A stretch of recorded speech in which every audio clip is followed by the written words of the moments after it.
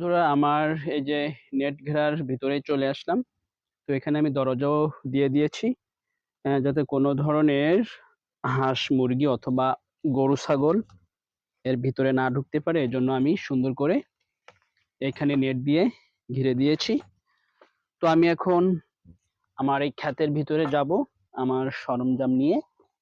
মূলত আমি এই ক্ষেতের ভিতরেই আমার এই যে অ্যালোভেরা গাছ আর এই যে মেহেদি গাছের ডাল এটি আমি রোপণ করব। তো আপনারাও এই আষাঢ় মাসে এই বৃষ্টির সময় বেশি বেশি গাছ রোপণ করুন।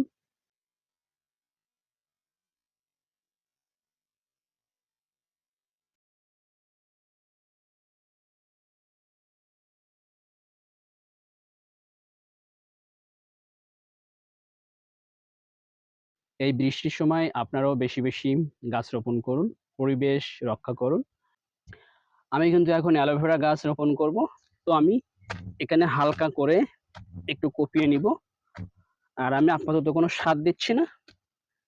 তো অ্যালোভেরা গাছটা হালকা কোপানোর পরে আমি এখানে সুন্দর করে এই যে রোপণ করে দিলাম।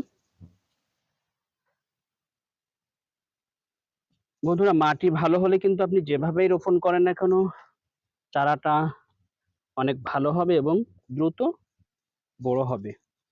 তো আমি গাছটা খুব কাছাকাছি করে রোপণ করে দিব, এই যে 3টা।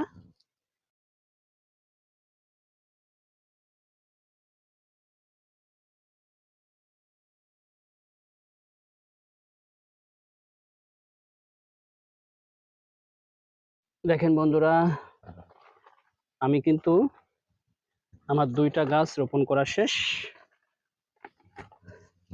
তো আমি এখানে একটু কপিয়ে নিব, মাটিটা একটু ঝুরঝুরি করে নিলে ভালো হয়, গাছটা দ্রুত বড় হয় আর শিকড়টা সহজে মাটির সাথে মিশে যেতে পারে, সুন্দরভাবে আটকিয়ে থাকবে। তো আমার রোপণ করা শেষ বন্ধুরা।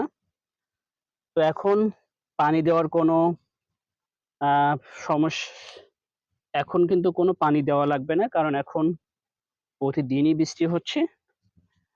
আশা করি গাছ 3টা সুন্দরভাবে বড় হবে, আর বড় হলে আপনাদের সাথে শেয়ার করব। আর এই অ্যালোভেরা গাছে অনেক উপকার রয়েছে। তো বন্ধুরা, সবাই ভালো থাকেন, সুস্থ থাকেন। দেখা হচ্ছে অন্য কোনো ভিডিওতে। আল্লাহ হাফেজ।